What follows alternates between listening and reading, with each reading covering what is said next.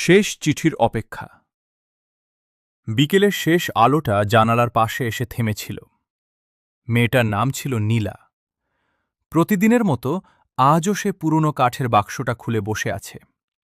বাক্সের ভেতরে কিছু শুকনো গোলাপ, কয়েকটা পুরনো ছবি আর একটা নীল খামের চিঠি।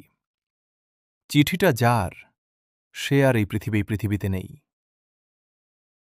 নীলা আর আরিফ একই গ্রামের মানুষ ছিল। দুজনের পরিচয় হয়েছিল স্কুলের মাঠে। আরিফ সবসময় বলতো, একদিন আমি অনেক বড় মানুষ হব, তারপর তোমাকে লাল শাড়ি পরিয়ে ঘরে নিয়ে আসব। নীলা লজ্জা পেয়ে হাসত। সেই হাসির জন্যই আরিফ পৃথিবীর সব কষ্ট ভুলে যেত। কিন্তু গরিবের ভালোবাসা বুঝি সবসময় পূর্ণতা পায় না। আরিফ শহরে কাজ করতে গেল। যাওয়ার আগে নীলার হাতে একটা ছোট্ট চিঠি দিয়ে বলেছিল, যদি কখনো ফিরে না আসি তাহলে আমাকে ঘৃণা করো না। নীলা রাগ করে বলেছিল, মরা কথা বলবে না, তুমি না এলে আমি বাঁচব কিভাবে? আরিফ শুধু মুচকি হেসেছিল। দিন কেটে যাচ্ছিল। প্রথম চিঠি আসত, আমি ভালো আছি, তুমি ঠিকমতো খেও, তোমাকে খুব মনে পড়ে। তারপর হঠাৎ একদিন সব চিঠি বন্ধ হয়ে গেল।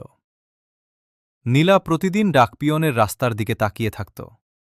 বৃষ্টি এলে ভাবত, আজ হয়তো আরিফ আসবে। শীত এলে ভাবত, আজ হয়তো ওর গায়ে চাদর নেই। রাতে চুপি চুপি কাঁদত, কারণ সে বিশ্বাস করত ভালোবাসার মানুষ কখনো হারিয়ে যায় না।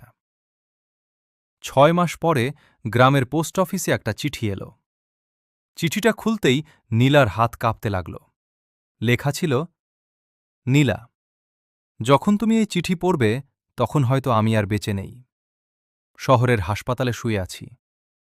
ডাক্তার বলেছে আমার সময় খুব। তোমাকে শেষবার দেখতে ইচ্ছে করছে, কিন্তু এই অসহায় মুখটা তোমাকে দেখাতে চাই না। তুমি শুধু একটা কথা মনে রেখো, পৃথিবীতে কেউ তোমাকে আমার মতো ভালোবাসবে না। চিঠির নিচে কয়েক ফোঁটা শুকনো পানি লেগেছিল, হয়তো আরিফের চোখের জল। সেদিন রাতে নীলা প্রথমবার আকাশের দিকে তাকিয়ে চিৎকার করে কেঁদেছিল। তুমি কথা দিয়েছিলে ফিরে আসবে, তাহলে এইভাবে চলে গেলে কেন? কিন্তু আকাশ কোনো উত্তর দেয়নি।